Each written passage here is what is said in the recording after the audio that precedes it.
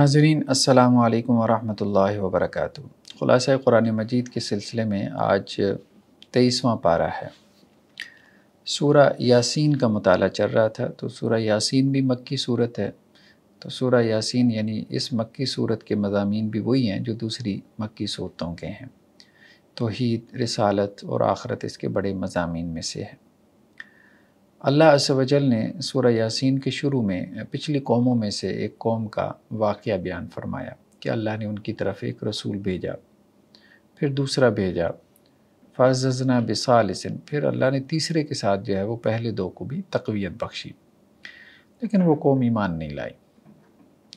پھر شہر کے پرلے کنارے سے ایک شخص دوڑتا ہوا آیا اور وہ نبیوں کے اوپر ایمان لے آیا، اور اس نے اپنی قوم کے لوگوں کو بھی دعوت دی کہ تم نبیوں پہ ایمان لے آؤ، لیکن قوم جو ہے وہ ایمان نہیں لائی۔ اب درمیان میں قرآن میں اس چیز کا ذکر نہیں ہے کہ قوم کے لوگوں نے اس کو شہید کیا یا کیا ہوا، وہ تباً اس کی وفات ہو گئی۔ بہرحال جب مرنے کے بعد اس کی اللہ سے ملاقات ہوئی تو اس وقت اس نے اس خواہش کا اظہار کیا کہ کاش اس کی قوم کو جو ہے وہ معلوم ہو کہ اللہ عز و جل نے اگلے جہاں میں کیا تیار کر رکھا ہے۔ تو اب یہاں پہ قرآن کا بیان کیا ہے کہ پہلے تو وہ ایمان لے کے آیا، انی آمنت بربکم فاسمعون، اپنی قوم کے لوگوں سے کہا کہ دیکھو، گواہ رہو، سن لو کان کھول کے کہ میں اپنے رب پہ ایمان لے آیا۔ قیل ادخل الجنہ، اب درمیان میں کیا ہوا، تباً کوئی اس کی وفات ہوئی، ڈیتھ ہو گئی، یا قوم کے لوگوں نے اس کو شہید کر دیا، واللہ عالم، لیکن اس کو کہا گیا کہ تم جنت میں داخل ہو جاؤ۔ قال یا لیت قومی یعلمون، تو اب اس نے کہا اے کاش کہ میری قوم کو بھی معلوم ہو، بما غفر لی ربی وجعلنی من المکرمین، کہ میرے رب نے مجھے معاف بھی کر دیا اور مجھے کتنا میرا اکرام کیا، اللہ نے کتنی میری رسپیکٹ کی، مجھے کتنا آنر دیا۔ یہ ایک تجسس تو انسان کے اندر ہے، سسپینس تو ہے کہ مرنے کے بعد کیا ہوگا، لائف آفٹر ڈیتھ کیسی ہے، اور انسان اس تجسس کی وجہ سے معلومات حاصل کرنے کی کوشش بھی کرتا رہتا ہے۔ تو اس نے گویا کہ لائف آفٹر ڈیتھ کو آبزرو کر لیا، بعد والی دنیا کو اس نے دیکھ لیا، اس دنیا کے بعد کی جو دنیا۔ جب اس نے اس دنیا کو دیکھا تو اب اس نے اس دنیا میں اس خواہش کا اظہار کیا کہ کاش پچھلوں کو معلوم ہو کہ یہاں ان کے رب نے کیا تیار کر رکھا ہے، شاید وہ فوراً ایمان لے۔ تو بندہ مومن کا مرتے ہی جنت میں داخل ہو جانا، یعنی مومن جو ہے وہ مرنے کے ساتھ ہی اس کی گویا کہ جزا شروع ہو جاتی ہے، یعنی اللہ کی طرف سے جو اس کا ریوارڈ ہے وہ اس کو ملنا شروع ہو جاتا ہے۔ نیکسٹ آیات میں کافروں کو یہ کہا گیا ہے کہ مساکین کو کھانا کھلائیں۔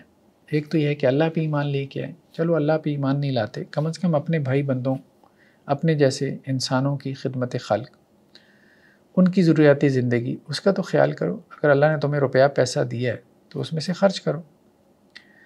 اور جب ان سے کہا جاتا ہے انفقوا مما رزقکم اللہ، جو اللہ نے تمہیں رزق دیا ہے اس میں سے خرچ کرو، تو کافر کیا کہتے ہیں؟ کافر اہل ایمان سے کہتے ہیں انطعم من لو یشاء اللہ واطعمہ، کیا ہم اس کو کھلائیں کہ اللہ چاہتا تو اس کو کھلا سکتا تھا۔ یعنی کافر جو ہے وہ مشرک حجت بازی کے اوپر آ جاتے تھے، کٹ حجتی جسے کہتے تھے، کہ جب ان کو کہا جاتا کہ چلو اپنے بھائی بندوں کے اوپر خرچ کرو کچھ، تو وہ کہتے ہیں کہ یہ غریب ہے، اللہ نے اس کو غریب رکھا ہے، اللہ نے اس کو بھوکا رکھا ہے، تو جس کو اللہ نے بھوکا رکھا ہے تو ہم اس کو کھانا کیوں کھلائیں، اللہ اس کو کھلا سکتا تھا۔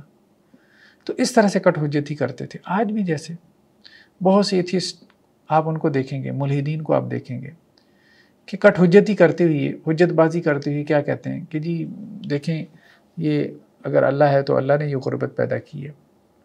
بھئی اللہ نے تو غربت پیدا نہیں کی، غربت تو انسانوں نے پیدا کی ہے۔ اللہ نے تو تمام انسانوں کی جو ضروریات تھیں اس کے مطابق تمام وسائل وہ سب اس دنیا میں رکھ چھوڑے تھے، وہ تو اس کی منصفانہ تقسیم جو ہے وہ انسانوں نے نہیں کی۔ تو خیر بہرحال یہاں پہ کافروں کی طرف سے جو ایک کٹ حجتی ہے اس کی مثال بیان کی جا رہی ہے کہ انسان کی جب مت ماری جاتی ہے تو وہ پھر کیسی کیسی جو ہے وہ باتیں اور دلیلیں لے کر آتا ہے اللہ کے حکم کا انکار کرنے کے لیے۔ تو ان کو جواب میں کہا گیا ان انتم الا فی ضلال مبین، تم واضح اور صریح گمراہی کے اندر مبتلا ہو، یعنی اس قسم کی کٹ حجتی کے ذریعے۔ نیکسٹ آیات میں وہی جو قیامت ایک بڑا موضوع ہے مکی صورتوں کا، اور خاص طور پہ میدان حشر، اور حشر کی تفصیلات قرآن مجید تفصیل سے بیان کرتا ہے مختلف انداز میں۔ کہا جا رہا ہے کہ سور میں پھونکا جائے گا، فَإِذَا هُم مِنَ الْأَجْدَاثِ إِلَىٰ رَبِّهِمْ يَنْسِلُونَ، تو لوگ اپنی قبروں سے کھڑے ہو جائیں گے، اور قبروں سے نکل کے کھڑے ہوں گے اور دوڑ پڑیں گے کس کی طرف؟ میدان حشر کی طرف۔ گویا کہ کوئی ان کو پکار رہا ہے، اور اس کی پکار پہ وہ چاہتے نہ چاہتے ہوئے جو ہے وہ لبیک کہہ رہے ہیں۔ قالوا یا ویلنا من بعثنا من مرقدنا، اور وہ کہیں گے کہ ہائے ہماری ہلاکت، کس نے ہمیں ہماری خوابگاہوں سے اٹھا دیا۔ ھذا ما وعد الرحمن، اچھا یہ تو وہ رحمان کا وعدہ تھا، وصدق المرسلون، اور رسولوں نے سچ کہا تھا، یعنی رسول جو آ کے ہمیں کہتے تھے قیامت کا دن ہے، قبر سے کھڑا ہونا ہے، میدان حشر ہے، حساب کتاب ہوگا، ترازو لگے گا، جنت جہنم کے فیصلے ہوں گے، پل صراط سے گزرنا ہوگا۔ اچھا ہمیں تو پتہ ہی نہیں تھا، ساری زندگی رسولوں کا انکار کرتے رہے، ایسی باتوں کا مذاق اڑاتے رہے، پتہ نہیں اس کے بعد کوئی زندگی ہے کہ نہیں ہے، لائف آفٹر ڈیتھ ہے کہ نہیں ہے، کس نے دیکھی ہے، مولویوں کے ڈگوسلے ہیں، یہ وہ اس قسم کی باتیں کرتے رہے۔ اب جب اٹھیں گے قیامت والے دن، مرنا تو ہے، سب اچانک دنیا سے غائب ہو جاتے ہیں، مر جاتے ہیں، جو اللہ کو نہیں مانتے وہ بھی مر ہی رہے ہیں۔ اب جب قیامت والے دن اٹھائے جائیں گے تو اس وقت کہیں گے اوہو یہ کیا ہو گیا، ما وعد الرحمن، اچھا ہمیں یہ خبر پہنچی تھی کہ اچھا یہ رحمان کا وعدہ ہے، آخرت ہونی ہے، لاسٹ ڈے ہے، ڈومز ڈے ہے، اور رسولوں نے یہ بات کہی ہے، اور رسول تو سچے نکلے، ہم تو گئے۔ ان کانت الا صیحۃ واحدہ فاذا هم جمیع لدینا محضرون، ایک زور کی آواز ہوگی فرشتے کی، ایک مرتبہ اسرافیل علیہ السلام سور پھونکیں گے، سب کچھ ہلاک ہو جائے گا، اور دوسری مرتبہ سور پھونکیں گے تو سب قبروں سے اٹھ کے میدان حشر میں جمع ہو جائیں گے۔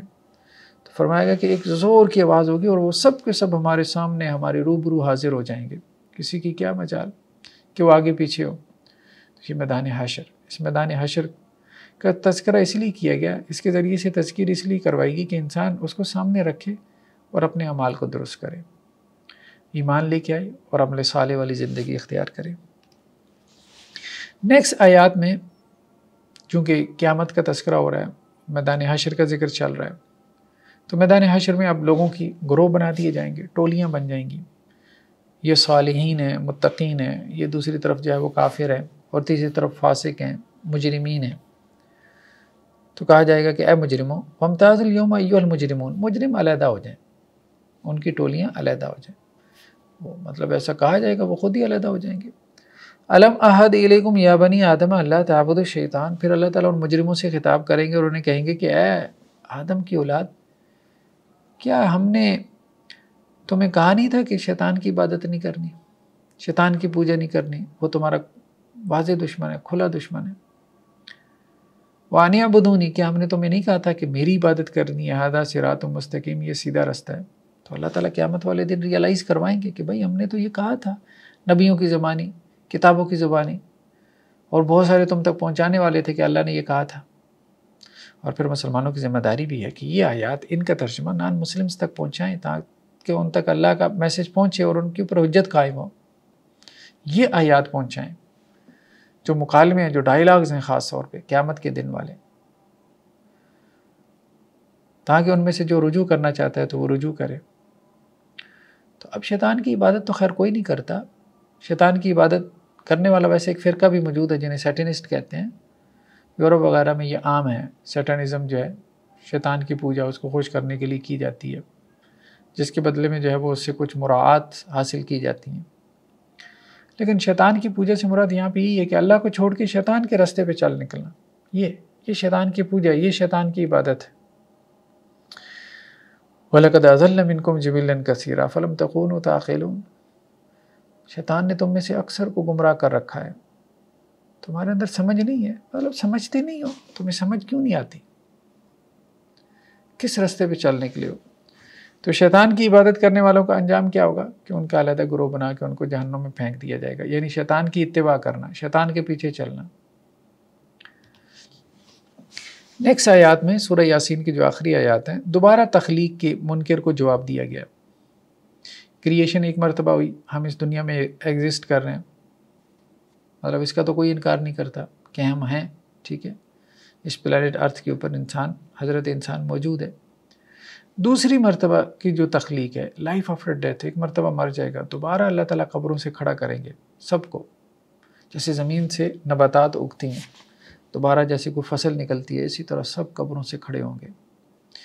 اس کا مشرکین مکہ انکار کرتے تھے۔ یہ آج بھی سیمیٹک ریلیجن میں جو عیسائیت ہے، یہودیت ہے یا اسلام ہے، یہ تو مانتے ہیں لائف آفٹر ڈیتھ کو، کہ مرنے کے بعد کی زندگی ہے، عالم برزخ، عالم آخرت ہے، جنت جہنم ہے، لیکن باقی مذاہب کے لوگ وہ نہیں مانتے لائف آفٹر ڈیتھ کو اس طرح سے، یا بہت سارے لوگ جو ہے وہ خدا کو ہی نہیں مانتے۔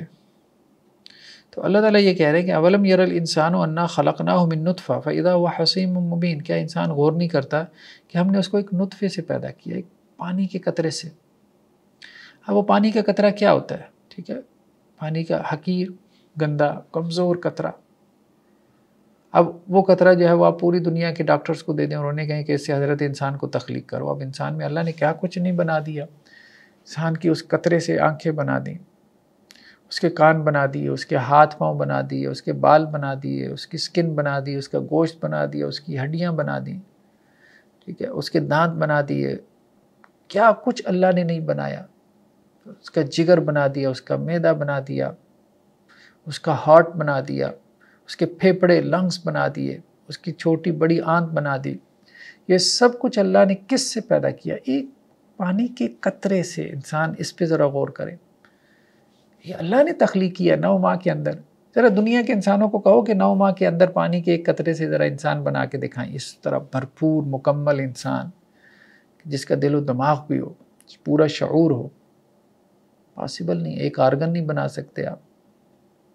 اللہ تعالیٰ کہہ رہے ہیں کہ انسان اس پہ غور نہیں کرتا کہ ہم نے اس کو ایک قطرے سے پیدا کیا۔ اس کے ماں باپ کی کیا محنت تھی؟ کچھ بھی نہیں تھی، وہ تو ایک نطفہ تھا۔ جیسے کسان جو ہے وہ ایک بیج کھیت کے اندر ڈال آتا ہے، تو ماں باپ نے ایک جو ہے وہ بیج ڈال دیا بس، باقی اس کو ایک تناور درخت کی صورت، ایک پودے کی صورت وہ تو اللہ نے عطا کی۔ تو کیا انسان غور نہیں کرتا کہ ہم نے اس کو ایک نطفے سے پیدا کیا، یعنی اس کا اوریجن ایک نطفہ ہے۔ ہاں وہ جھگڑا کرنے لگ گیا، جھگڑا کرتا ہے کہ خدا ہے کہ نہیں ہے، میرا کوئی کریٹر نہیں ہے۔ وَضَرَبَ لَنَا مَثَلًا وَنَسِيَ خَلْقَهُ، ہمارے لیے مثالیں بیان کرتا ہے، اپنی تخلیق کو بھول گیا۔ قَالَ مَن يُحْيِي الْعِظَامَ وَهِيَ رَمِيمٌ، اور کہتا ہے کہ یہ ہڈیاں بھربھری ہو جائیں گی، کون ان کو دوبارہ زندہ کرے گا؟ مشرکین میں سے وہ بھی تھے کہ جیسے قبر میں سے کوئی پرانی ہڈی ملی، اٹھا کے لے آئے آپ وسلم کے پاس اور اس طرح آپ کے سامنے اڑا کے اس کو دکھا دیا کہ محمد صلی اللہ علیہ وسلم آپ یہ کہتے ہیں کہ یہ دوبارہ زندہ ہوگی، یعنی قبروں میں جا کے ہم ہڈیاں ہو جائیں گے اور ہڈیاں بھی مٹی میں مل جائیں گی، دوبارہ کیسے زندہ ہوں گے؟ تو اللہ تعالیٰ یہ کہہ رہے ہیں قُلْ يُحْيِيهَا الَّذِي أَنشَأَهَا أَوَّلَ مَرَّةٍ، جس نے پہلی مرتبہ پیدا کیا وہی دوبارہ زندہ کرے گا۔ یعنی پہلی مرتبہ تو تم موجود ہو نا، تو کسی چیز کو پہلی مرتبہ پیدا کرنا مشکل ہوتا ہے، یا تو پہلی مرتبہ تم کہو کہ ہم ہیں ہی نہیں، اگر ہے تو کوئی تمہارا کریٹر ہے، خالق ہے جس نے تم پیدا کیا، تو جس نے پہلی مرتبہ بنا دیا اس کے لیے دوسری مرتبہ بنانا کیا مشکل ہے؟ تو اس میں کیا اشکال ہے؟ کوئی اشکال نہیں ہے، بس یہ ہے کہ سمجھنے والا دماغ چاہیے۔ تو جو لوگ دوبارہ کریشن کو نہیں مانتے، لائف آفٹر ڈیتھ کو نہیں مانتے، تو ان کو اس آیت کے ذریعے سے جواب دیا گیا۔ سورہ یاسین کے بعد نیکسٹ جو ہے سورہ صافات ہے۔ سورہ صافات کے موضوعات بھی جنت جہنم اور پچھلے انبیاء کا جو واقعات ہیں، قصص ہیں، ان کو تفصیل سے بیان کیا گیا۔ سورہ صافات کے شروع میں جو ہے وہ ایک واقعے کی طرف اشارہ ہے کہ اللہ کے رسول صلی اللہ علیہ وسلم کو جب نبوت ملی تو گویا یہ آخری نبوت تھی، اس کے بعد کوئی نبی نہیں ہے۔ تو اب آپ صلی اللہ علیہ وسلم کی نبوت کے بعد آسمانوں پہ سخت پہرے بٹھا دیے گئے۔ اس سے پہلے شیاطین میں سے کچھ ایسے بھی ہیں کہ جو ہوا میں اڑ سکتے ہیں اور آسمانی دنیا تک، سب سے نچلے آسمان تک پہنچ سکتے ہیں، تو وہ آسمانی دنیا تک پہنچ جاتے تھے۔ تو اللہ کی طرف سے جب فرشتوں کو کوئی حکم دیا جاتا تھا تو وہ حکم نیچے ٹرانسفر ہوتا تھا، 7ویں سے 6، 5ویں، 4، تیسرے، دوسرے اور سب سے نچلے آسمان میں۔ پھر فرشتے اس کی امپلیمنٹیشن کرتے تھے، تنفیذ کرتے تھے۔ تو شیاطین کیا کرتے تھے؟ اس وقت کوئی سن گن لے کے نیچے بھاگ آتے تھے، اور دنیا میں فارچون ٹیلرز ہوتے تھے جن کو کاہن کہتے تھے، تو ان کے کان میں جا کے وہ کوئی بات جو انہوں نے اوچک لی ہوتی تھی، سن لی ہوتی تھی، تو وہ ان کے کان میں ڈال دیتے تھے اور وہ اس سے ایک پوری سٹوری بنا کے آگے پھیلا دیتے تھے، عام کر دیتے تھے۔ اس طرح ان کا کاروبار چل رہا تھا، فارچون ٹیلنگ کا۔ پرانے زمانے میں کہانت عام تھی، تو یہ وہ کر رہے تھے۔ لیکن آپ صلی اللہ علیہ وسلم کی بعثت کے ساتھ سخت پہرے لگ گئے، تو اس کا تذکرہ ہے کہ اِنَّا زَيَّنَّا السَّمَاءَ الدُّنْيَا بِزِينَةٍ الْكَوَاكِبِ، کہ ہم نے آسمانی دنیا کو تاروں کی خوبصورتی سے مزین کیا. خوبصورت تارے ہم نے ٹانک دیے آسمانی دنیا پہ، خوبصورت تارے آسمانی دنیا سے نیچے ہیں. یہ سب سٹارز کے ہیں، آسمانی دنیا سے نیچے ہیں. پہلا آسمان بھی ان سے اوپر ہے. اور یہ سٹارز جو بلینز آف سٹارز ہیں، جو مل کے جو ہے وہ گلیکسیز بنا رہے ہیں، اور پھر وہ گلیکسیز بلینز آف گلیکسیز ہیں، یہ سب آسمانی دنیا سے نیچے ہیں. پہلا آسمان ان سے اوپر ہے. تو پہلے آسمان کو ہم نے ستاروں سے مزین کیا. وَحِفْظًا مِّن كُلِّ شَيْطَانٍ مَارِدٍ، اور ہر سرکش شیطان سے ہم نے حفاظت بھی کی.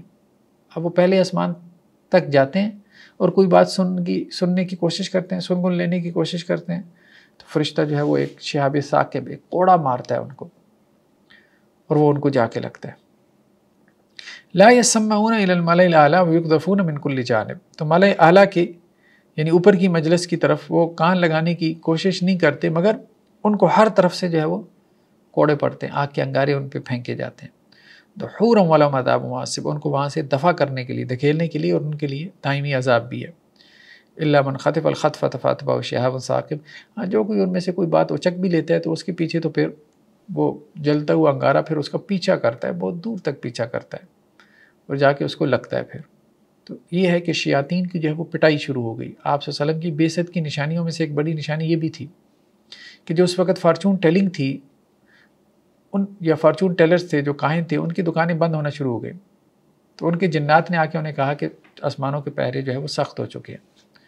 تو اب لگتا ہے کہ کوئی بڑا ایونٹ، واقعہ یا حادثہ ہونے والا ہے. باقی یہ جو ہمیں رات کو جو ہے وہ کوئی تارا سا ٹوٹتا ہوا نظر آتا ہے یا ایسے چمکتا ہوا نظر آتا ہے، تو اس کے بارے میں سائنس والے یہ کہتے ہیں کہ جی جیسے کوئی پتھر ہے جو کہ ہوا کے ساتھ رگڑ کھا کے جو ہے وہ شعلہ پیدا کرتا ہے. دیکھیں قرآن نے جس کو شہاب ثاقب کہا، تو قرآن نے یہ تو نہیں کہا کہ قرآن اس کے بارے میں بات کر رہے ہیں. تو قرآن نے جس کو شہاب ثاقب کہا ہے تو ہم اس کی مطلب اس کے بارے میں یہ نہیں کہہ سکتے کہ جس کے بارے میں سائنس کہہ رہی ہے کہ یہ شہاب ثاقب، تو یہ وہی شہاب ثاقب ہے. تو بس اس فرق کو جو ہے وہ اپنے ذہن میں رکھنا چاہیے، یہ ایک باریک سا فرق ہے. قرآن نے تو کہا کہ یہ وہاں ہوتا ہے جہاں آسمانی دنیا ہے، ٹھیک ہے، یعنی ستاروں سے کہ جہاں سے جو ہے وہ اوپر آسمانی دنیا. نیکسٹ آیات میں جنت کی نعمتوں کو بیان کیا گیا ہے. قرآن کا ایک انداز ہے کہ قرآن جنت کے لیے موٹیویٹ کرتا ہے، ترغیب کے طور پہ جنت کی نعمتوں کو بیان کرتا ہے تاکہ جنت کا شوق پیدا ہو، اور ترہیب کے طور پہ ڈرانے کے لیے جہنم کی جو ہے وہ عذاب کا ذکر کرتا ہے تاکہ جہنم کا ڈر اور خوف پیدا ہو اور انسان گناہ سے بچ سکے. تو فرمایا گیا کہ اہل ایمان جو ہے وہ فی جنات النعیم، نعمتوں والے باغات میں ہوں گے. صرف باغات نہیں ہوں گے، بڑی آسائش ہوگی، لگژوریس لائف ہوگی. علی سرر متقابلین، بڑے ان کے جو ہے وہ مسہریاں ہوں گی، بڑے بڑے تخت ہوں گے، بڑی قیمتی ان کی نشستیں ہوں گی. آج بھی انسان جو ہے وہ اچھی نشستوں کے لیے مطلب بہت محنت کرتا ہے، بہت جو ہے وہ چھانٹی وغیرہ کرتا ہے. یطاف علیہم بکأس من معین، اور ان کے اوپر جو ہے وہ صاف ستھری شراب کے جو دور ہوں گے وہ چل رہے ہوں گے. جیسے بہت کمفرٹیبل صوفاز ہیں جن کے اوپر وہ بیٹھے ہیں، اور غلمان ہیں جو ان کے خادم ہیں، وہ ٹریز وغیرہ لے کے آ رہے ہیں اور ان کو جو ہے وہ جام جو ہے وہ پیش کر رہے ہیں. اور وہ شراب بھی جو ہے وہ سفید اور پینے والوں کے لیے لذت بخش ہوگی.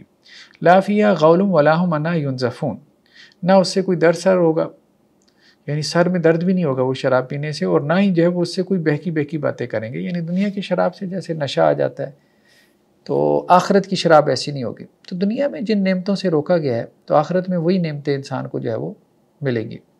جیسے حوریں انسان کو ملیں گی، شراب انسان کے لیے الاؤڈ ہو جائے گی.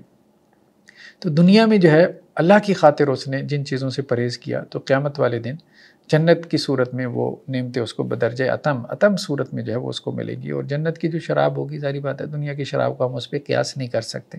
وَعِندَهُمْ قَاصِرَاتُ الطَّرْفِ، اور ان کے پاس جو ہے وہ نیچی نگاہ رکھنے والی عورتیں ہوں گی، یعنی وہ عورتیں جو باحیا ہوں گی، جن کی نگاہ میں جو ہے وہ آوارگی نہیں ہوگی، جو صرف اپنے شوہر کی طرف دیکھنے والی ہوں گی، اپنے شوہر سے جو ہے وہ محبت کرنے والی اور جتلانے والی ہوں گی. کأنہن بیض مکنون، گویا کہ وہ انڈے ہوں چھپائے گئے. یعنی وہ حوروں، ان کو تشبیہ دی گئی حوروں کو جو جنت میں بیویاں ملیں گی، انہیں حوریں کہتے ہیں، موٹی آنکھوں والی. اور دوسرا یہ کہ وہ ایسے ہوں گی کہ جیسے چھپائی ہوئی انڈے. اس سے کیا مراد ہے؟ اس سے مراد جو ہے وہ ان کی خوبصورتی ہے، اور خوبصورتی میں بھی خاص طور پہ جو سکن ہے نا، آج بھی اب آپ دیکھیں بیوٹی جو انڈسٹری ہے، میک اپ انڈسٹری، اس میں ایک بڑا جو ہے وہ پورشن ایسا ہے کہ جس کا تعلق جو ہے وہ سکن کی پروڈکٹس کے ساتھ ہے. یعنی مطلب سکن کو جو ہے وہ کیسے آپ نے نرم اور ملائم بنانا ہے، سکن سے جو ہے وہ اپنی کیل اور مہاسے کیسے ختم کرنے ہیں، سکن کو جو ہے وہ کیسے آپ نے جو ہے وہ بہتر سے بہتر کرنا ہے. ٹھیک ہے، تو یہاں یہ مراد نہیں ہے کہ انڈوں کی طرح سفید ہوں گی، مطلب سفیدی صرف خوبصورتی نہیں ہے بلکہ یہاں ان کی سکن کی ملائمت کی طرف اشارہ ہے، کیونکہ انڈا جو ہے وہ بہت نرم ہوتا ہے. تو وہ عورتیں جو ہے گویا کہ ایسی ہوں گی کہ ان کی سکن کی جیسے انڈے کی جیسی جو ہے وہ نرم اور ملائم سکن ہوتی ہے. نیکسٹ آیات میں اہل جنت کے ایک مکالمے کا تذکرہ ہے کہ جنت میں جب جنتی اکٹھے ہوں گے تو ایک جنتی دوسرے سے کہے گا، اب ظاہری بات ہے وہاں بھی بات چیت کریں گے جیسے دنیا میں بیٹھ کے گپ شپ لگاتے ہیں. اب ہمارے یہاں پوڈ کاسٹنگ کا جو ہے جیسے ہمارے یہاں ایک مطلب ٹرینڈ ہے، تو وہاں پہ بھی بیٹھ کے اسی طرح سے گپ شپ لگائیں گے.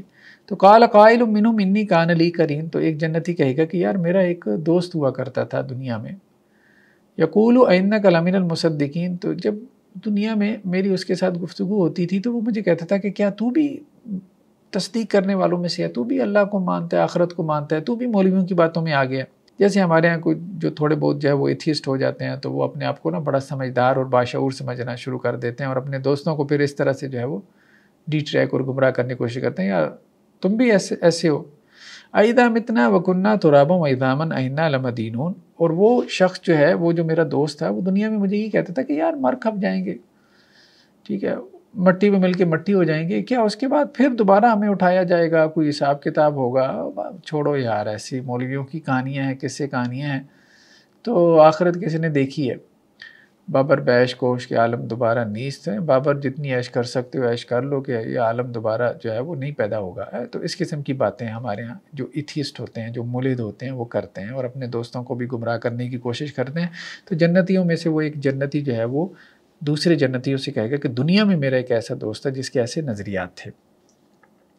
اب اس کو کہا جائے گا قال هل انتم مطلعون، کیا تم اپنے اس دوست کو دیکھنا چاہتے ہو؟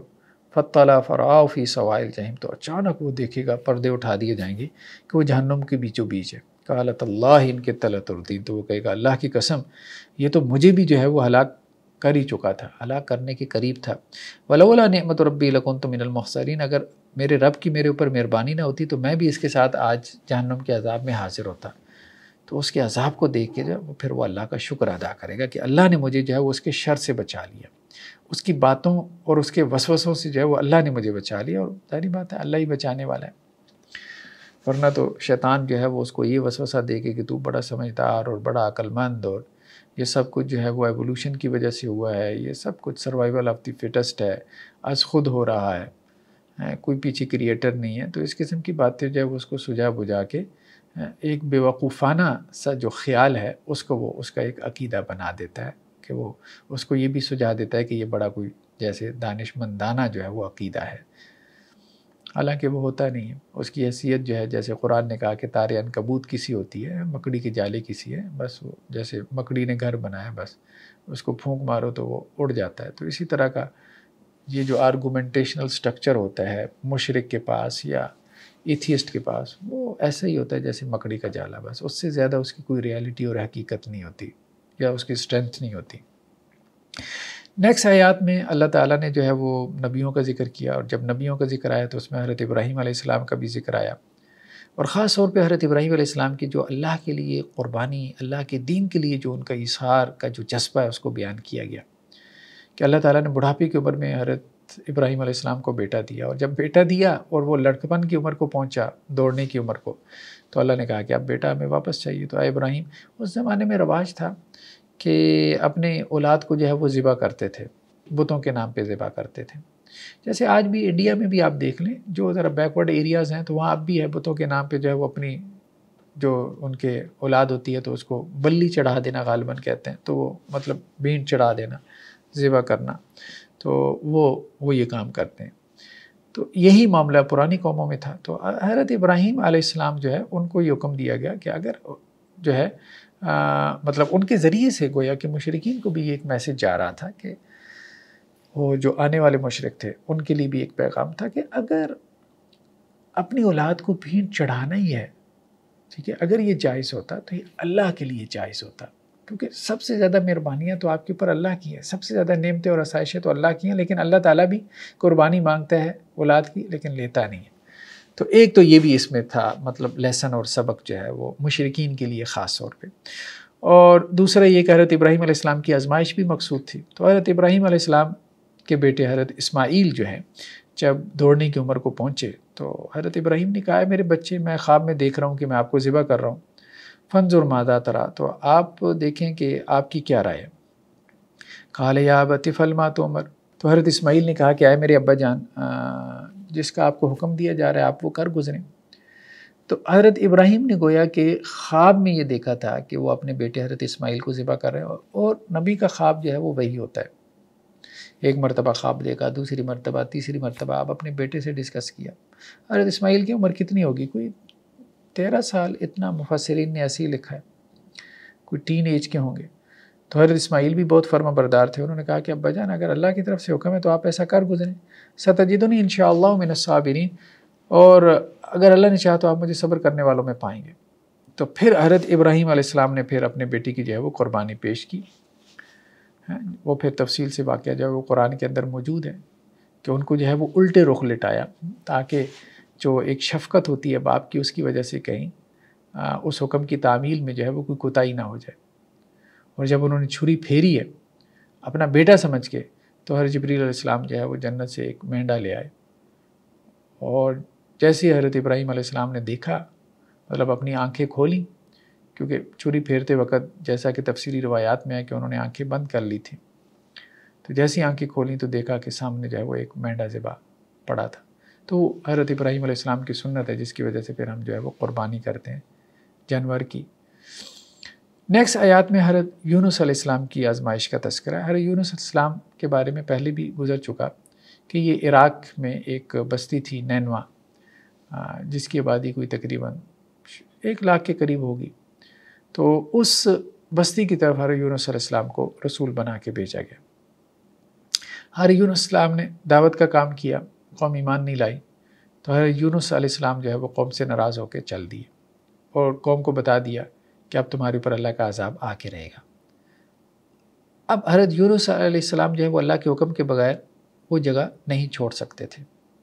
ایسے ہی ہے کہ جیسے آرمی ڈسپلن ہوتا ہے کہ جو آفیسر ہے وہ اپنی ہائی کمانڈ کے حکم کے بغیر جو ہے وہ اپنی پوزیشن نہیں چھوڑ سکتا، اس سے آگے پیچھے نہیں ہو سکتا۔ تو حضرت یونس علیہ السلام نے جب اپنی جگہ چھوڑ دی تو اب اس کے بعد جو ہے وہ عذاب کے آثار جب نازل ہوئے تو قوم باہر نکلی، تو اللہ تعالیٰ نے جو ہے وہ ان کا عذاب ٹال دیا۔ حضرت یونس علیہ السلام سے جو ایک خطا ہوئی تھی تو اس خطا کے بدلے میں ان کی قوم کو جو ہے وہ ایک کریڈٹ دیا گیا، اور وہ کریڈٹ یہ دیا گیا کہ وہ عذاب کے آثار سامنے نظر آ رہے تھے، اس کے باوجود ان سے عذاب کو جو ہے وہ ٹال دیا گیا۔ تو یہاں پہ اس واقعے کا تذکرہ ہے کہ یونس جو ہے وہ اللہ کے رسولوں میں سے تھے۔ جب وہ اپنی قوم سے نکلے ہیں اور ایک بھری ہوئی کشتی میں سوار ہوئے، مختلف مسافر اس میں موجود تھے، تو وہ کشتی جو ہے وہ سمندر کی لہروں پہ جو ہے وہ ڈولنے لگی۔ تو اب لوگوں نے کہا کہ جی کوئی اپنے مالک سے جو ہے وہ اس کی اجازت کے بغیر مطلب بھاگا ہوا ہے، اپنی مالک سے اجازت کے بغیر کوئی غلام جو ہے وہ نکلا ہے، تو اس کی وجہ سے یہ کشتی ڈول رہی ہے۔ تو ان لوگوں نے قرآن اندازی کی، قرآن اندازی میں یونس علیہ السلام کا نام نکلا، فکان من المدحضین، تو ان کو دھکیل دیا گیا سمندر کے اندر۔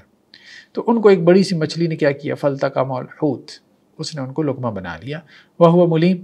اب حضرت یونس علیہ السلام جو ہے وہ اپنے آپ کو ملامت کرنے لگے، لیکن پھر انہوں نے جو ہے وہ تسبیح کی، اس مچھلی کے پیٹ میں جو ہے وہ رہے اور اللہ کو پکارتے رہے، لا الہ الا انت سبحانک انی کنت من الظالمین۔ تو اللہ تعالیٰ نے پھر جو ہے وہ مچھلی کو حکم دیا اور اس نے ان کو اگل دیا۔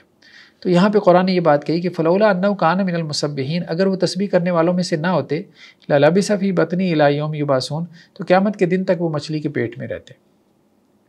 تو ایک بات تو یہ ہے کہ آزمائش سب کے اوپر آتی ہے، نبیوں کے اوپر بھی آتی ہے، اور دوسری بات یہ ہے کہ آزمائش میں اللہ کو پکارے، آزمائش میں اللہ کو پکارنے سے جو ہے وہ آزمائشیں ٹل جاتی ہیں۔ اور بعض اوقات جو آزمائشیں خاص طور پہ انسان کے اپنے کسی خطا کی وجہ سے، اپنے کسی عمل کی وجہ سے آتی ہیں، تو اس میں بھی اللہ کی تسبیح کرے، کیونکہ حضرت یونس علیہ السلام کی آزمائش کو اللہ نے ان کی تسبیح کی وجہ سے ٹال دیا اور کہا کہ اگر وہ تسبیح نہ کرتے تو قیامت تک اس آزمائش میں رہتے. تو اس لیے آزمائش میں خوب اللہ کی تسبیح کریں، اور حضرت یونس علیہ السلام کی جو تسبیح ہے وہی کریں تو بہت اچھا ہے. لا الہ الا انت سبحانک انی کنت من الظالمین، کہ یا اللہ مجھ سے ظلم ہو گیا، آپ بہت بلند ہیں، آپ بہت برتر ہیں. نیکسٹ جو ہے وہ سورہ صاد، اور سورہ صاد بھی جو ہے وہ مکی صورت ہے، اور مکی صورتوں کے جو مضامین ہیں توحید ہے، رسالت ہے، آخرت ہے، تو وہی اس صورت کے بھی مضامین ہیں. اس سورہ مبارکہ کی شروع میں مشرکین مکہ کا جو ایک رویہ تھا، یا آپ کہہ لیں ان کے جو آبجیکشن سے اعتراضات تھے وہ بیان کیے گئے، کہ وہ اللہ کے رسول صلی اللہ علیہ وسلم کو کہتے تھے اجعل الآلیۃ الہ واحدہ ان ھذا لشیء عجاب، کہ آپ نے تمام معبودوں کو ایک ہی معبود بنا دیا. یعنی ہمارے باپ دادا سے جو چلے آ رہے ہیں وہ تو بہت سارے ہیں، لات، منات، عزیٰ، ہبل، اور آپ کہتے ہیں کہ نہیں ایک ہی ہے جو سنتا ہے. یہ بات ان کی سمجھ میں نہیں آتی تھی، وہ کہتے تھے یہ بڑی عجیب بات ہے. تو اللہ کے رسول صلی اللہ علیہ وسلم نے جب توحید کی دعوت رکھی، اور توحید کا مطلب یہی تھا کہ صرف اللہ کو پکارنا ہے، صرف اللہ سے دعا کرنی ہے، صرف اسی سے مانگنا ہے، صرف اسی کی عبادت کرنی ہے، صرف اسی کے لیے نظر ہے، صرف اسی کے لیے نیاز ہے، اور صرف اسی کی قسم اٹھانی ہے. ٹھیک ہے. تو اس وقت جو ہے وہ لوگوں نے کہا کہ یہ کیا ہو رہا ہے، یہ کیا ہو رہا ہے.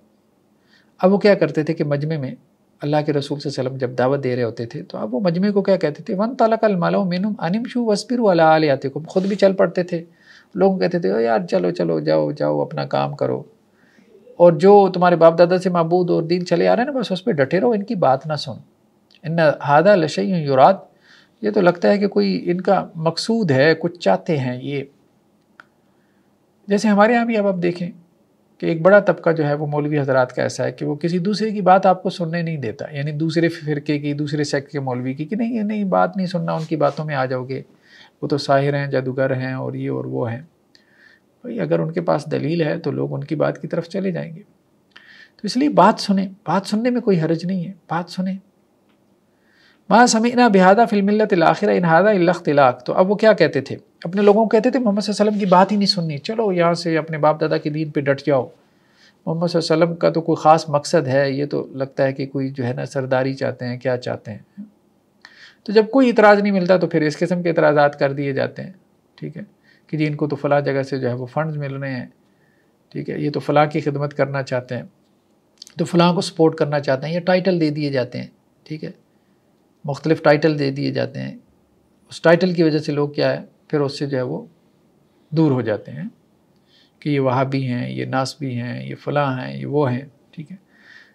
تو اب وہ یہی باتیں کرتے تھے مشرکین مکہ. ما سمعنا بہذا فی الملۃ الاخرہ، محمد صلی اللہ علیہ وسلم جو باتیں کر رہے ہیں یہ ہم نے پہلے تو نہیں سنی، ہمارے باپ دادا سے جو دین چلا آ رہا ہے.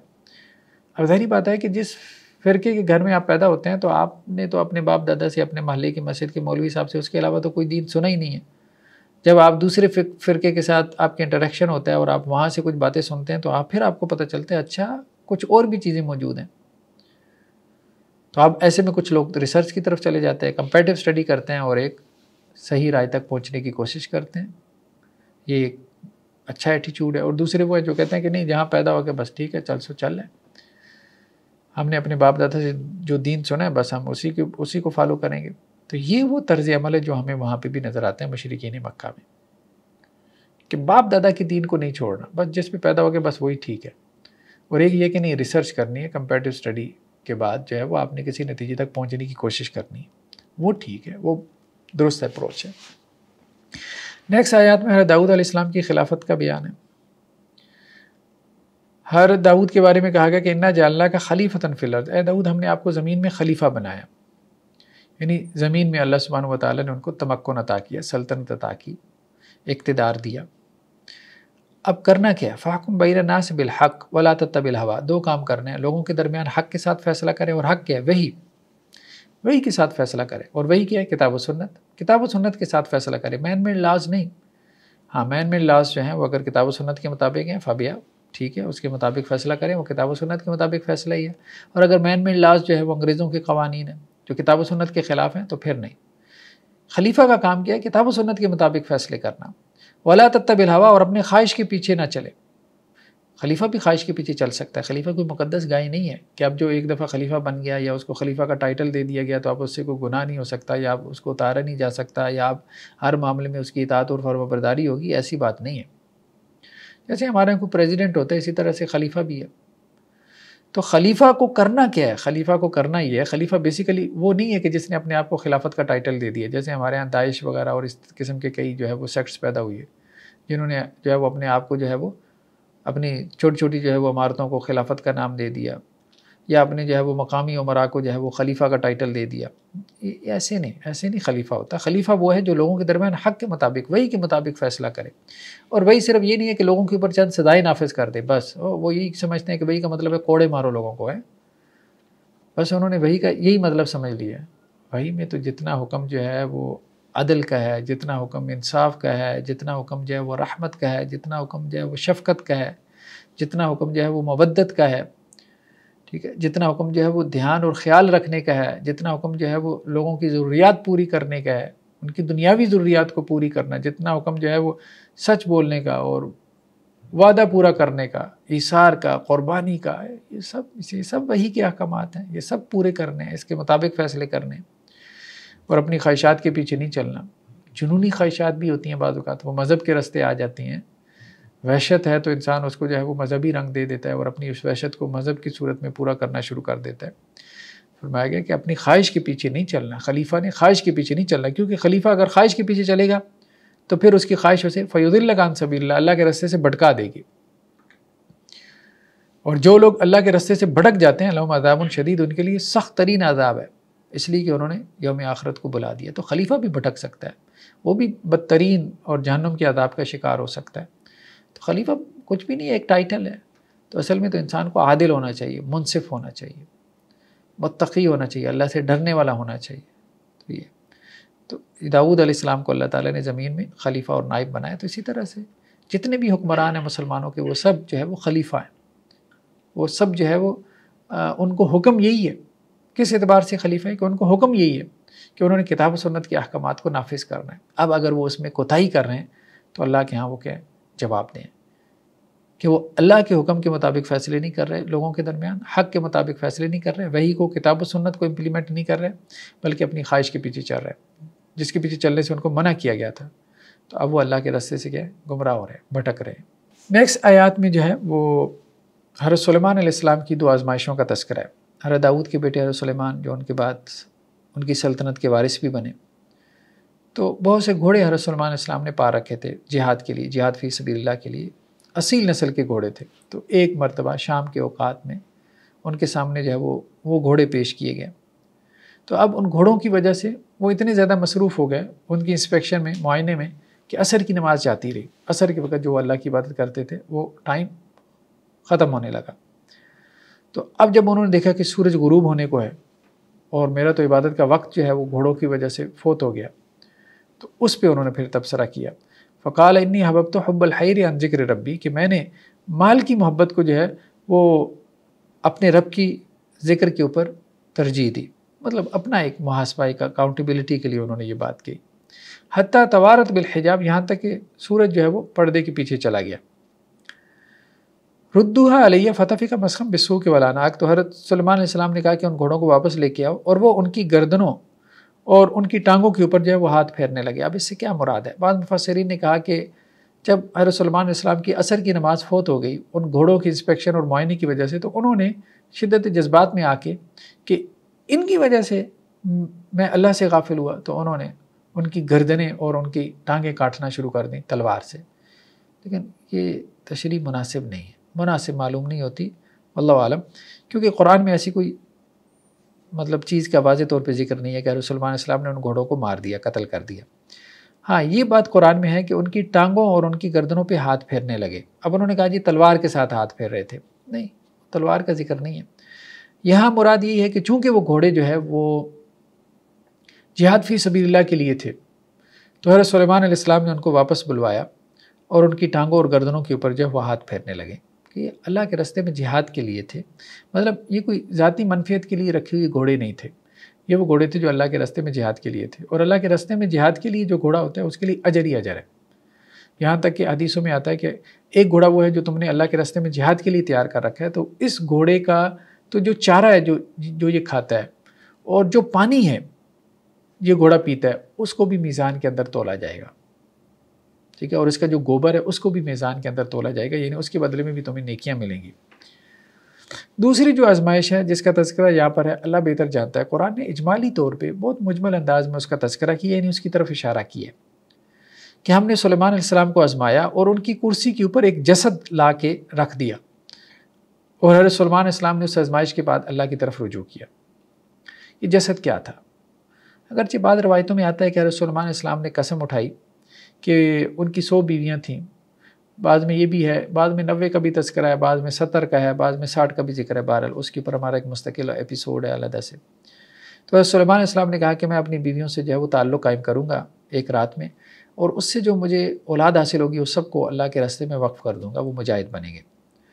تو ہوا یہ کہ انہوں نے اپنی ازواج سے تعلق قائم کیا، انشاءاللہ کہنا بھول گئے، تو کسی بھی بیوی سے ان کے جو ہے وہ اولاد نہیں ہوئی، ایک بیوی سے اولاد ہوئی اور وہ بھی ادموا بچہ تھا، تو وہ جو ہے وہ دائی نے لا کے ان کے تخت کے اوپر لا کے رکھ دیا۔ تو بعض مفسرین نے وہ جو روایات ہیں ان کو کہا کہ اس سے مراد یہ ہے، اس آیت سے مراد یہ ہے، لیکن یہ کہنا مشکل ہے، مطلب یہ کوئی نبوی تفسیر نہیں ہے۔ ایک تو یہ ہے نا کہ اللہ کے رسول صلی اللہ علیہ وسلم کہے کہ جی یہ آیت ہے اور اس کی یہ تفسیر ہے، اور ایک یہ ہے کہ اللہ کے رسول صلی اللہ علیہ وسلم نے یہ نہیں کہا کہ اس آیت کی یہ تفسیر ہے۔ اللہ کے رسول صلی اللہ علیہ وسلم نے ایک واقعہ بیان کیا اور اس واقعے کو مفسر نے کیا کیا، کسی آیت کی تفسیر کے طور پہ پیش کر دیا، تو اس کو ہم یہی کہیں گے کہ یہ ان کی تفسیر اجتہادی ہے، کہ وہ حدیث کو کسی آیت کی تفسیر بنا رہے ہیں، وہ مفسر بنا رہا ہے اس حدیث کو اس آیت کی تفسیر، ٹھیک ہے؟ تو اس میں فرق رکھنا چاہیے کہ بعض اوقات اللہ کے رسول صلی اللہ علیہ وسلم جو ہے وہ کسی حدیث کو یعنی اپنی کسی بات کو کسی آیت کی تفسیر بناتے ہیں، اور بعض اوقات اللہ کے رسول نے کسی آیت کی تفسیر کے طور پہ کوئی بات نہیں بیان کی، لیکن کسی مفسر نے اس کو کسی آیت کی تفسیر کے طور پہ جو ہے وہ پیش کیا، تو اس کو ہم تفسیر بالمعصور نہیں کہیں گے بلکہ تفسیر بالرائے کہیں گے۔ اس کا جواز ہے، کوئی حرج نہیں ہے اس میں، لیکن واللہ عالم، اللہ بہتر جانتا ہے، ہم اس کو کوئی یقینی طور پہ نہیں کہہ سکتے۔ نیکسٹ آیات میں حضرت ایوب علیہ السلام کی آزمائش کا تذکرہ ہے۔ تو حضرت ایوب علیہ السلام کا صبر جو ہے وہ معروف ہے، تو اللہ سبحانہ و تعالیٰ یہی کہہ رہے ہیں کہ میرے بندے ایوب کو یاد کرو جب انہوں نے اپنے رب کو پکارا، انی مسن یہ شیطان، کہ مجھے شیطان نے مس کیا ہے، بنسم و عذاب، تکلیف اور عذاب کے ساتھ۔ بیماری تھی مسلسل، کہتے ہیں 17 سال بیماری رہی، اور بعض بیماری واقعتاً ایک عذاب کی صورت اختیار کر جاتی ہے۔ لوگوں کو دیکھیں ہاسپٹلز میں 10 8 سال سے بیمار ہیں، بعض اوقات یہ کینسر کا مرض آپ دیکھیں، اس میں جو کیمیو تھراپی ہوتی ہے تو اس میں اچھی خاصی جو ہے وہ تکلیف اور اذیت کا باعث ہوتا ہے۔ تو بہت ساری بیماریاں ایسی ہیں کہ ان کا علاج بھی بہت تکلیف اور اذیت کا باعث ہوتا ہے، اور اس کے لیے مسلسل پین کلرز جو ہے وہ دینی پڑتی ہیں۔ تو خیر اس زمانے میں تو اس طرح سے پین کلرز کا کانسیپٹ بھی نہیں تھا۔ تو شیطان نے مجھے چھوا ہے تکلیف کے ساتھ، مطلب میں تھک گیا ہوں اس بیماری سے، اور مسلسل اس کی جو اذیت ہے اس کو برداشت کر کے۔ تو اللہ کو اس انداز میں مخاطب کرنے میں کوئی حرج نہیں ہے۔ تو اللہ سبحانہ و تعالیٰ نے پھر اس پہ کیا کہا، ارکض برجلک کا ھذا مغتسل بارد و شراب، کہ آپ اپنا جو پاؤں ہے وہ زمین کے اوپر ماریں، تو اب اس سے جو ہے وہ ایک چشمہ جو ہے وہ پھوٹ پڑا۔ وہ چشمہ جو پھوٹا ہے تو کہا گیا کہ اب یہ چشمے سے جو ہے وہ آپ نہائیں اور اسے پانی پئیں بھی، اور اسی میں آپ کے لیے شفا ہے۔ تو اللہ نے اسی میں جو ہے ان کے لیے شفا رکھ دی۔ اسکن کی بہت ساری ڈیزیزز ایسے ہیں کہ ہم دیکھتے ہیں کہ بعض اوقات کسی چشمے کے پانی سے جو ہے وہ اس سے وہ دور ہو جاتی ہیں۔ اچھا بعض لوگ کیا کرتے ہیں، وہ کہتے ہیں جی فلاں جگہ کی جو ریت ہے نا، فلاں جگہ کا جو دربار کے ساتھ جو چشمہ ہے نا، وہاں جا کے آپ غسل کریں نہائیں تو آپ ٹھیک ہو جاتے ہیں۔ حالانکہ بات یہ نہیں ہے کہ وہ دربار کے ساتھ کا چشمہ ہے، بات یہ ہے کہ اس پانی کے اندر کچھ ایلیمنٹس ہیں، وہ ایلیمنٹس آپ کی اسکن کے لیے جو ہے وہ نفع بخش ہوتے ہیں، تو آپ کو اس پانی کی وجہ سے جو ہے وہ شفا مل جاتی ہے۔ تو وہ پانی کہیں اور بھی ہوتا ہے، تو لوگوں کا ایک عقیدہ بن جاتا ہے، لوگوں کے لیے وہ پانی اس قسم کا جو ہے وہ آزمائش بن جاتا ہے، اور وہ یہ عقیدہ بنا لیتے ہیں کہ جی شاید ہمیں کوئی دربار سے شفا مل رہی ہے۔ شفا دینے والی اللہ کی ذات ہے۔ وَوَهَبْنَا لَهُ أَهْلَهُ وَمِثْلَهُ مَعَهُمْ رَحْمَةً مِنَّا وَذِكْرَىٰ لِأُولِي الْأَلْبَابِ، اور ہم نے جو ان کے اہل و عیال تھے حضرت ایوب علیہ السلام کے، وہ بھی ان کو لوٹا دیے، اور اتنی اہل و عیال ان کو اور بھی دے دیا۔ آزمائش کے بعد اللہ نے پھر ان کی نعمتوں کو کئی گنا کر دیا۔ تو یہ ہمارے عقل مند لوگوں کے لیے کیا ہے، نصیحت ہے، یعنی جو آزمائش میں صبر کرتے ہیں تو پھر جب اللہ تعالیٰ اس کو لوٹا کے دیتے ہیں بندے کو، تو پھر جتنا اس سے جاتا ہے اس سے زیادہ اس کو لوٹا کے دیتے ہیں۔ نیکسٹ آیات میں اہل جہنم کے ایک مکالمے کا بیان ہے جو وہ جہنم میں کریں گے، کہ جب جہنم میں جہنمی گروہ در گروہ داخل ہوں گے، تو ایک گروہ جب داخل ہوگا تو اب وہ دوسرے گروہ کو کیا کہے گا، لا مرحبا بہم، بھائی تمہیں تو ہم ویلکم نہیں کہتے، تمہارے آنے سے ہمیں کوئی خوشی نہیں ہوئی. تو آپس میں اس طرح سے جو ہے وہ تو تکرار کریں گے. تو جو گروہ یعنی دنیا میں جیسے دیکھیں نا کہ آبا و اجداد تھے، پھر اس کے بعد آنے والے لوگ تھے، تو اب پہلے جو ہے وہ آبا و اجداد جو ہے وہ جہنم میں داخل ہوں گے، پھر اس کے بعد والی نسلیں جو اپنے آبا و اجداد کے طریقے پہ تھی، جو کہ گمراہ کن طریقہ تھا، وہ بھی جہنم میں داخل ہوں گی. تو وہاں جہنم میں جا کے پھر وہ لڑیں گے. بعد والی نسلیں اپنے آبا و اجداد کو برا بلا کہیں گی، اور وہ یہ کہیں گے اپنے پروردگار سے کہ اے ہمارے رب، من قدم لنا ھذا فزد عذابا ضعفا فی النار، یہ ہمارے آبا و اجداد تھے، ان کی وجہ سے ہم بھی گمراہ ہوئے، یعنی ان کے دین پہ ہم تھے، خود یہ ہدایت پہ نہیں تھے، ہمیں بھی جو ہے وہ کیا کیا، گمراہ کیا، تو ہمارے آبا و اجداد کو تو آپ کئی گنا عذاب دیں. پھر وہ آپس میں گفتگو کریں گے اور کہیں گے کہ یار کیا ہو گیا، ما لنا لا نرى رجالا كنا نعدهم من الاشرار، دنیا میں ہم بہت سارے لوگوں کو شرارتی سمجھتے تھے، آج وہ ہمیں نظر نہیں آ رہے. جیسے دنیا میں اب آپ دیکھیں کہ بہت سے مذاہب ایسے ہیں، ہندو مت میں جو ایکسٹریمسٹ ہے، ہم مسلمانوں کو کیا ہے شرارتی سمجھتے ہیں، اور اپنے باپ دادا کے دین کے اوپر ہیں، جو ان کو ایکسٹریمزم ملا ہے اپنے باپ دادا سے اسی کے اوپر ہے، جو انتہا پسندی ملی ہے وہ مسلمانوں کے خلاف نکالتے رہتے ہیں. تو دنیا میں ان کو شریر سمجھتے تھے. ٹھیک ہے، مسلمانوں میں سے مسلمان بعض اوقات بہت سو کو جو دنیا میں کیا ہے شریر سمجھتے ہیں، حالانکہ اللہ کے ان کا بڑا مقام اور مرتبہ ہوتا ہے. تو وہ یہی کہیں گے جہنمی آپس میں کہ یار دنیا میں ہم کچھ لوگوں کو سمجھتے تھے کہ یار وہ تو غلط ہیں، وہ تو شریر ہیں، ٹھیک ہے، منت سے ہٹی ہوئی ہیں، گمراہ لوگ ہیں، آج وہ ہمیں جہنم میں نظر نہیں آ رہے اور ہم جہنم میں پڑے ہیں. اتخذناہم سخریا ام زاغت عنہم الابصار، دنیا میں ہم ان کا مذاق اڑاتے تھے، اور اب کیا ہے ہماری آنکھیں کیا کج ہو گئی ہیں، ہمیں کیوں نہیں نظر آ رہا. ان ذالک لحق تخاصم اہل النار، بے شک یہ اہل جہنم کا آپس میں لڑنا یہ حق ہے. یعنی جس طرح سے اللہ تعالیٰ بیان کر رہا ہے کہ بعد میں آنے والی نسلیں اپنی پہلی نسلوں کو برا بلا کہیں گی، اور اسی طرح سے جہنمی جو ہے وہ کہیں گے کہ یار فلاں کے بارے میں ہم یہ سمجھتے تھے کہ وہ گمراہ ہے، وہ بھی جہنم میں جانے والا ہے، وہ تو گیا نہیں اور ہم پہنچ گئے، تو کیا معاملہ ہے، ہمیں نظر نہیں آ رہا، وہ بھی جہنم کے کسی کونے میں پڑا ہے، یا کیا معاملہ ہے. تو یہ سب جو مکالمے ہیں اہل جہنم کے، یہ حق ہے، اسی طرح سے ہونے. اس لیے جہنم کے معاملے میں ڈرتے رہنا چاہیے.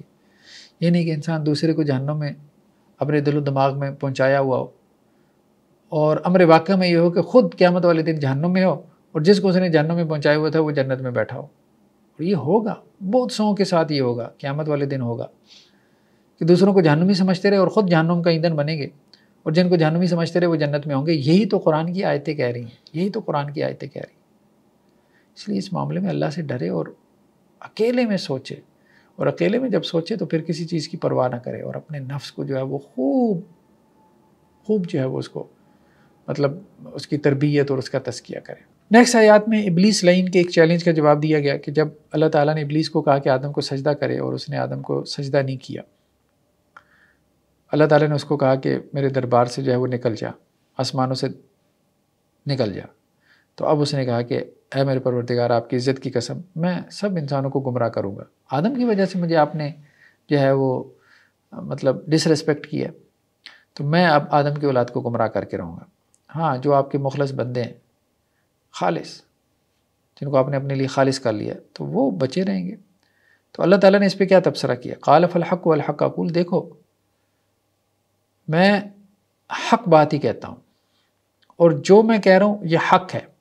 لام لان جہنم منکا وممن تبعک منہم اجمعین، تو نے جس کو گمراہ کرنا ہے اولاد آدم میں سے گمراہ کر لے، لیکن میں اولاد آدم کو بھی خبردار کر رہا ہوں، ان کو بھی یہ میسیج دے رہا ہوں، پیغام دے رہا ہوں کہ دیکھو ابلیس کو تو میں نے جہنم میں ڈالنا ہی ڈالنا ہے، جو تم میں سے اس کے پیچھے چلا، اس کے بہکاوے میں آیا، تم سب سے میں جہنم کو بھر دوں گا، مجھے اس کی کوئی پرواہ نہیں ہے. تو ابلیس لعین کا یہ جو چیلنج تھا کہ میں سب کو گمراہ کر کے رہوں گا، تو اللہ نے کہا کہ میں اولاد آدم کو خبردار کر دیتا ہوں، اب گمراہ کرنا ہے جن کو تو گمراہ کر کے دیکھ لو، میں نے ان کو خبردار کر لیا. نیکسٹ جو ہے سورہ زمر ہے. سورہ زمر جو ہے اس کا بڑا موضوع توحید ہے. تو شروع کی آیات میں ہی توحید کا بیان ہے. کہا جا رہا ہے کہ دیکھو الا للہ الدین الخالص، اپنا دین خالص کر لو. دین خالص، دین خالص سے کیا مراد ہے؟ خالص عبادت. دین کیا ہے؟ دین عبادت کا نام ہے. اور عبادت کیا ہے؟ الدعاء هو العبادہ. آپ صلی اللہ علیہ وسلم نے کہا کہ اصل عبادت تو دعا ہے. تو دین سے مراد عبادت اور عبادت سے مراد دعا. دعا خالص اللہ کے لیے کر لو تو تمہاری عبادت خالص اللہ کے لیے، تمہاری عبادت خالص اللہ کے لیے تو تمہارا دین اللہ کے لیے خالص پیور دین ہونا چاہیے. اللہ کے پاس پیور دین لے کے آؤ گے تو قابل قبول ہے.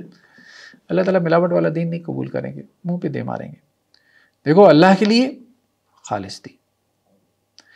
والذین اتخذوا من دونہ اولیاء، جنہوں نے اللہ کے علاوہ اولیاء بنا رکھے ہیں، اللہ کے علاوہ بھی اپنے سرپرست بنا رکھے ہیں، اپنے بڑے بنا رکھے ہیں، جو ان کی باتیں سنتے ہیں، ان کی مرادیں پوری کرتے ہیں، جن کے لیے وہ چڑھاوے اور نظریں اور نیازیں مانتے ہیں. تو کیا کہتے ہیں؟ ما نعبدہم الا لیقربونا الی اللہ زلفی، ہم تو ان کی اس لیے عبادت کرتے ہیں ہمیں اللہ کے قریب کر دیں. ہم انہیں اللہ نہیں سمجھتے ہم ان کی اس لیے عبادت کرتے ہیں یہ ہمیں اللہ کے قریب کر دیں. یہ بیسیکلی سیڑھی ہیں اللہ تک پہنچنے کے لیے. یہ دیوار ہے جس کے ذریعے سے آپ چھت تک پہنچ سکتے ہیں. یہ وہ چھوٹا افسر ہے جس کو جو ہے وہ آپ بنیاد بنا کے بڑے افسر سے مل سکتے ہیں. یہ وہ سیکٹری ہے جس کے ذریعے سے آپ بادشاہ تک پہنچ سکتے ہیں. تو وہ اس قسم کی تعویلیں پیش کرتے ہیں کہ ہم نہیں ان کی عبادت کرتے، ان کی یعنی ان اولیاء کی. قرآن نے بت بھی نہیں کہا، اولیاء کہا ہے، بت نہیں کہا. بیسیکلی دیکھیں ان کے بتوں کے پیچھے کانسیپٹ کیا تھا. وہ بھی سمجھتے تھے کہ یہ مٹی کے بت ہیں، ہم خود بناتے ہیں، چابی والے کھلونے ہیں، انہوں نے کیا کرنا ہے؟ کچھ بھی نہیں کرنا. لیکن اس کے پیچھے ان کے کانسیپٹس کیا تھے کہ پیچھے نیک لوگ ہیں جن کے نام کے یہ بت ہیں. یہ بت تو اصل میں سمبل ہیں، اصل میں تو وہ نیک لوگ ہیں. جیسے قبر آج سمبل ہے اور اس کے پیچھے وہ کہتے ہیں جی نیک لوگ ہیں. مرنے کے بعد ان کی پاورز اور زیادہ ہو جاتی ہیں کیونکہ روح کے لیے ٹائم اینڈ سپیس تو ہے نہیں. تو یہی کانسیپٹ مشرکین میں بھی تھے کہ وہ نیک لوگ فوت ہو گئے، ان کی پاورز اور زیادہ ہو گئیں. تو اب ہم ان کی عبادت اس لیے کرتے ہیں. یہ درمیان میں تو قبر تو کچھ بھی نہیں ہے، قبر تو مٹی کا ڈھیر ہے، قبر کی کون عبادت کر رہا ہے؟ اصل میں تو اس کے اندر جو میت ہے اس کی بات ہو رہی ہے. تو یہ بھی یہی کہہ رہے ہیں کہ بت کو کون پوچھتا ہے؟ بت کے پیچھے جو پرسنالٹیز ہیں، نیک لوگ ہیں، ہم تو اصل میں ان کی عبادت کر رہے ہیں، ان کو پکار رہے ہیں تاکہ وہ ہمیں اللہ کے قریب کریں. تو یہ بھی یہی کہتے ہیں کہ اللہ کا تقرب حاصل کرنے کے لیے ہم ان کو درمیان میں وسیلہ بناتے ہیں. تو ان اللہ یحکم بینہم فیما ہم فیہ یختلفون. اللہ تعالیٰ کیا کہہ رہے ہیں؟ اللہ تعالیٰ قیامت والے دن کے درمیان فیصلہ کرے گا. یہ جن چیزوں میں انہوں نے اختلاف ڈال رکھا ہے، توحید کو انہوں نے اختلافی مسئلہ بنا لیا، اتنا واضح اور کلیئر کٹ مسئلے کو انہوں نے اختلافی مسئلہ بنا لیا. قیامت والے دن اللہ تعالیٰ نے کھول کھول کے بیان کرے گا. ان اللہ لا یہدی من هو کاذب کفار. لیکن جو جھوٹا ہے اور ناشکرا ہے، اس کو اللہ تعالیٰ کیسے ہدایت دے گا؟ اس کو اللہ تعالیٰ ہدایت نہیں دے گا. شرک کے لیے اس کو جھوٹ بولنا پڑے گا، شرک کو دلیل بنانے کے لیے جھوٹ بولنا پڑے گا اس کو، اور ناشکرا بننا پڑے گا اللہ تعالیٰ کا، تبھی جا کے وہ شرک کی دلیل لے کے آئے گا. قیامت والے دن اللہ تعالیٰ اس کے لیے واضح کریں گے. تو کم از کم اتنا تو ہے. آپ کہیں کہ جی علماء کی ایک بڑی جماعت، امت مسلمہ کا ایک بڑا طبقہ تو اس کو شرک کہتا ہے نا، اور کم از کم اس سے بچو، اس میں شائبہ تو آ گیا نا شرک کا. اب ایک طرف یہ حدیثیں بیان کرتے ہیں جی سود سے بھی بچو، سود کے شائبے سے بھی بچو. تو یہ کیوں نہیں کہتے کہ شرک سے بھی بچو، شرک کے شائبے سے بھی بچو؟ شرک کا شائبہ کیا ہے؟ شرک تو وہ ہے تو جو تمہارے مولویوں نے بیان کر دیا، چلو ٹھیک ہے. اور شرک کا شائبہ کیا ہے؟ جو دوسرے فرقے کے علماء بیان کر رہے ہیں. کم از کم اس میں شائبہ تو ہے نا کہ ان کی بات ٹھیک ہو. اور تمہارے جو مولوی حضرات ہیں وہ کوئی نبی پیغمبر تو نہیں ہے نا، ان سے بھی غلطی کا امکان ہے. ہو سکتا ہے دوسرے جو ہے وہ فرقے کے علماء وہ ٹھیک کہہ رہے ہو کہ یہ بھی شرک ہے. جو تم اولیاء اللہ سے جو ہے وہ استغاثہ کر رہے ہو، جو تم حضرت علی رضی اللہ عنہ سے استغاثہ کر رہے ہو، یہ بھی شرک ہے. جو نبی کریم صلی اللہ علیہ وسلم سے استغاثہ کر رہے ہو، یہ بھی شرک ہے. ٹھیک ہے، اگر یہ بات ٹھیک نکل آئی تو تمہاری کیا آخرت ساری تباہ و برباد. اور جس نے ان سب سے نہیں مانگا تو تم کیا کہتے ہو؟ کیا ان کی آخرت برباد ہوگی؟ تم تو یہ نہیں کہتے. تم بھی یہی کہتے ہو کہ اللہ سے تو مانگ رہے ہیں اور بہتر کام کر رہے ہیں کہ اللہ سے مانگ رہے ہیں. تو کم از کم شرک کے شائبے سے بھی بچو. یہ بات کہنے کی ضرورت ہے، تمہارے مولویوں کو یہ کہنے کی ضرورت ہے. تو یہ بات پتہ نہیں، سمجھ نہیں آتی، لوگوں کو سمجھ نہیں آتی. اللہ ان کو ہدایت دے. نیکسٹ آیات میں تہجد گزار اور غفلت کی نیند سونے والے، ان کا تقابل کیا گیا. کہا گیا ایک رات کو اٹھتا ہے، عبادت کرتا ہے، اور دوسرا وہ ہے کہ جو رات کو غافل ہو کے سویا رہتا ہے. دونوں برابر نہیں ہے، سیدھی سی بات ہے. کہا گیا کہ ایک وہ شخص ہے جو رات کی تنہائیوں میں کھڑا ہے، قیام کر رہا ہے، ساجدن وقائما، کبھی سجدے میں ہے کبھی قیام میں ہے، یحذر الآخرہ، آخرت سے ڈر رہا ہے، ویرجو رحمت ربی، اپنے رب کی رحمت کا امیدوار ہے. اور دوسرا وہ جو غفلت کی نیند سو رہا ہے. دونوں برابر ہیں؟ نہیں برابر. تو عمل کرنے والا اور عمل نہ کرنے والا دونوں برابر نہیں ہیں. اب یہ کہنا کہ جی ایک بندے نے عمل کیا ہے وہ بھی جنت میں، اور جس نے عمل نہیں کیا اس کی بھی شفاعت ہو جائے گی وہ بھی جنت میں عجیب بات یہ ہے کہ وہ بیچارہ راتوں کو کیوں جاگتا رہا پھر، اگر دونوں نے جنت میں جانا تھا اس کا کیا قصور ہے؟ اگر حرام کھانے والے نے بھی جنت میں جانا ہے شفاعت کے بعد، تو پھر جو بیچارہ حرام سے بچتا رہا اس کا کیا قصور ہے؟ پھر ساری حرام کھاتے۔ تو اگر گناہ کرنے والے نے بھی ہر دنیا کا گناہ کرنے کے بعد شفاعت ہونے کے بعد جنت میں چلے جانا ہے، تو پھر جو گناہ سے بچتا رہا اس کا کیا قصور ہے؟ ساری گناہ کرتے، مزے کرتے، اور آخر میں جیسے عیسائیوں کا عقیدہ ہے کہ حضرت عیسیٰ السلام پہ بس ایمان لے آؤ تو تمہاری جان چھوٹ جائے گی، تم جنت میں چلے جاؤ گے، تو ایسی بس پھر یہ کہو کہ جی بس اللہ کے رسول صلی اللہ علیہ وسلم کی شفاعت کا عقیدہ رکھ لو، باقی جو مرضی پھر جو کرنا ہے پھر کر لو، اللہ کے رسول صلی اللہ علیہ وسلم نے شفاعت کرنی ہے بس ٹھیک ہے، آپ صلی اللہ علیہ وسلم شفاعت کریں گے جنت میں چلے جائیں گے۔ یہ شفاعت کا باطل عقیدہ ہے، غلط عقیدہ ہے۔ شفاعت کا صحیح عقیدہ یہی ہے کہ جس نے محنت کی ہے، ٹھیک ہے، وہ پاس ہونے کے قریب تھا لیکن پاس نہیں ہو پایا، تو اللہ کے رسول صلی اللہ علیہ وسلم اس کے لیے شفاعت کریں گے، یا اسی طرح سے اور انبیاء بھی کریں گے، شہداء بھی کریں گے، صالحین بھی کریں گے، نیک لوگ بھی کریں گے، حفاظ بھی کریں گے، لیکن وہ ان لوگوں کے لیے شفاعت ہوگی جو سمجھ میں آتی ہے کہ وہ بارڈر لائن کے قریب ہوں گے۔